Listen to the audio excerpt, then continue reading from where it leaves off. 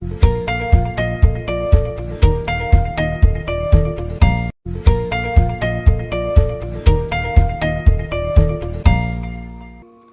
The lord. యేసుక్రీస్తు దివ్యనామంలో ఉదయకాల సమయంలో వాక్యం వీక్షించుచున్న మీ అందరికీ నా హృదయపూర్వక వందనాలు తెలియజేస్తున్నాను. మనలో చాలామంది మంచి స్థానంలో నేను ఉండాలి, ఘనత వహించిన స్థితిలో నేను ఉండాలి అని చాలామందికి ఒక కోరిక ఉంటుంది, తప్పు లేదు.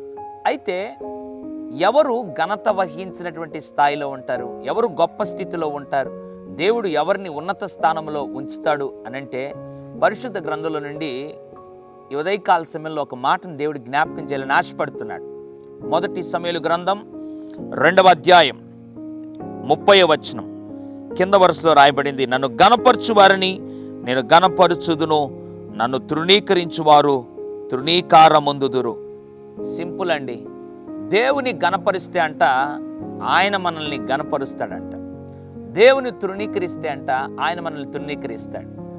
నీవు దేవుని ప్రతి సందర్భంలో, ప్రతి పనిలో, ప్రతి స్థలములో, ప్రతి విషయంలో నీ జీవితంలో దేవుని గణపరిచే అనుభవం అలవాటు కలిగి ఉంటే తప్పనిసరిగా దేవుడు నిన్ను గణపరుస్తాడు.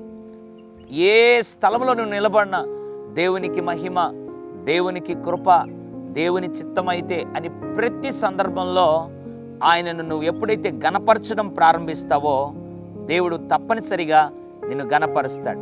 దేవుడు వద్దనుకొని తృణీకరించావా, నువ్వు ఎట్టి పరిస్థితుల్లో గణపరచబడలేవు, పైగా దేవుని చేత తృణీకరించబడతావు. ఈ దౌర్భాగ్యమైన పరిస్థితి మనలో ఎవరికి కూడా ఉండకూడదు. కాబట్టి ఉదయకాల సమయంలో ఒక తీర్మానం తీసుకుందాం. దేవుని గణపరిచేవారుగా నిరంతరము జీవిస్తాం, దేవుని చేత నిరంతరము గణపరచబడదాం. దేవుని గణపరచు వారిని ఆయన గణపరుస్తాడు. నువ్వు ఏ స్థలంలో ఉన్నా, నీ కుటుంబంలో, వ్యాపారంలో, పరిచర్యలో, వ్యవసాయంలో దేవుని చేత గణపరచబడాలంటే నువ్వు అన్ని స్థలాల్లో దేవుని గణపరచాలి. అట్లు దేవుని గణపరిచి దేవుని చేత గణపరచబడుటకు కృప దేవుడు అనుగ్రహించును గాక. పరిశుద్ధుడా, ప్రేమ గల తండ్రి, నీ వందనాలు.